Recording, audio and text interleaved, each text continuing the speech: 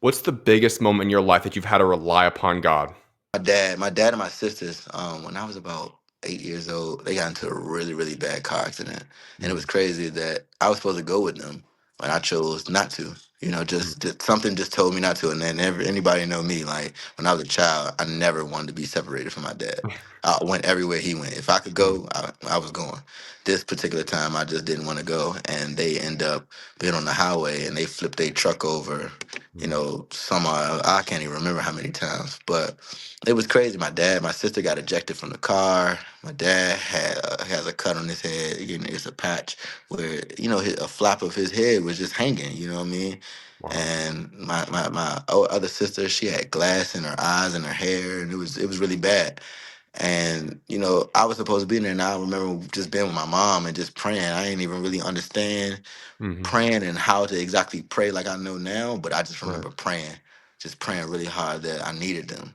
Mm, They can't go anywhere. I needed them. And I remember going to the hospital and they were okay.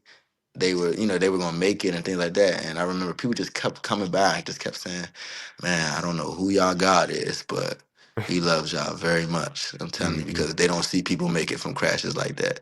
And that was one of the biggest times I'm like, yeah, nah, God real. And I remember it was not to make this a long-winded answer, but it was a lady. This was on the highway too. Wow, it was a lady that pulled over. She had pillows, she had blankets, she had mhm. all that for my family, and called the police, helped them the entire way. Ada, Wow. my sister, they prayed over her. She was asleep. She was down. They thought she was passed, and Mhm, they prayed over her, and she woke up. And her eyes were fluttered and woke up. And after they got themselves together, they wanted to call the lady, to thank her for everything she did, and the number was just disconnected. They could never, nobody could find signs of this lady ever again. wow. And I'm like, oh yeah, that's what I knew. I'm like, oh yeah, that's a guardian angel, that's an angel.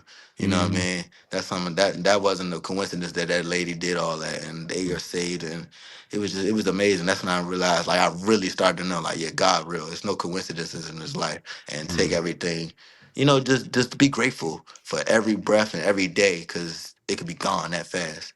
You know what I mean? Amen. So that was a big moment for me, for sure.